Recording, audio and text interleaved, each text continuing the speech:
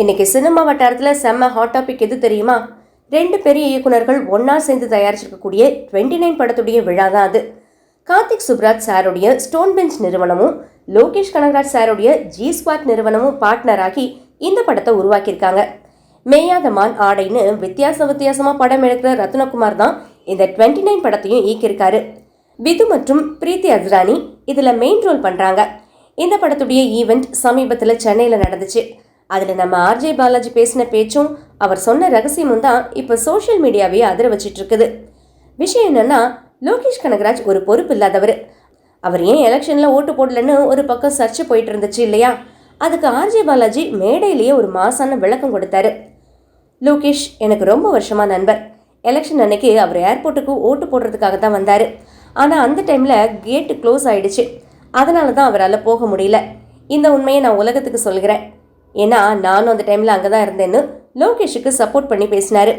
அப்படியே லோகேஷை கலாய்க்கவும் அவர் தவறல. லோகேஷ், தயவு செஞ்சு அந்த முடியை கொஞ்சம் வெட்டிட்டு பழையபடி ஒரு கலைஞனா மாறுங்க. உங்கள் மூஞ்சியே எனக்கு மறந்து போச்சுன்னு நக்கெல்லாம் சொன்ன உடனே கூட்டமே சிரிப்பால் அதிர்ந்து போச்சு. அடுத்து கார்த்திக் சுப்ராஜ் பற்றி பேசும்போது, கார்த்திக் எதையுமே அலட்டிக்க மாட்டார். சூர்யா சாருக்கு ரெட்ரோ மாதிரி ஒரு படத்தை எடுத்து கொடுத்துட்டு அவருடைய பேனரை பெருசாக்கிட்டாரு. இப்போ சூர்யா ரசிகர்கள் எல்லாம் என்னை மிரட்டுறாங்க. சூர்யாவுக்கு ரெட்ரோ மாதிரி ஒரு படம் கொடுங்கன்னு அன்பான மிரட்டல் விடுறாங்கன்னு ஜாலியாக ஷேர் பண்ணிக்கிட்டாரு. கடைசியாக சூர்யா சாருக்கு தி ஒன் அப்படின்னு ஒரு அடையாளம் கிடைச்ச மாதிரி நாங்களும் எங்கள் கருப்பு படத்துக்கு ஒரு பெரிய விஷயத்த பிளான் பண்ணியிருக்கோன்னு தன்னுடைய அடுத்த படத்துக்கான ஒரு குட்டி அப்டேட்டையும் கொடுத்துட்டு போயிருக்காரு. மொத்தத்தில் 29 பட விழா வெறும் ப்ரமோஷனாக மட்டும் இல்லாமல் லோகேஷ் மேலே இருந்த சர்ச்சைகளுக்கும் ஒரு முற்றுப்புள்ளி வைக்கிற இடமா அமைஞ்சிருக்குது. இந்த படத்துடைய அடுத்த அப்டேட்டுக்கு நீங்கள் ரெடியா? கமெண்ட்டில் சொல்லுங்கள்.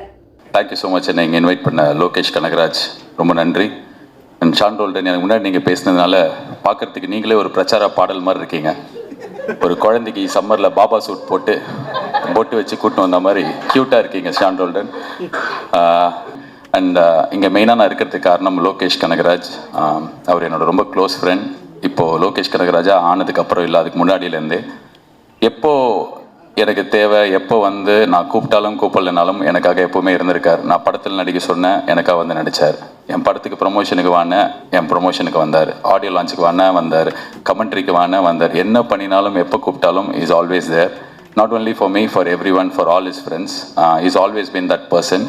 சூர்யா சாருக்கு வந்து த ஒன் அப்படின்ற ஒரு டைட்டிலும் அந்த படத்தில் தான் கிடச்சிது. டெய்லி வந்து கேட்பாங்க, இந்த படத்தில் நீ தான் ஒன் போடவே மாட்டே, ஏய் அச்சு வாய வச்சிருவேன் அப்படிலாம் சொல்லி மிரட்டிக்கு அடித்தும் கேட்பார்கள்ன்ற மாதிரி கேட்பாங்க. ஸோ இந்த இடத்துல வந்து உங்கள் முன்னாடியே சொல்கிறேன், இந்த ஒன் நாங்களும் போடுறோம். So you started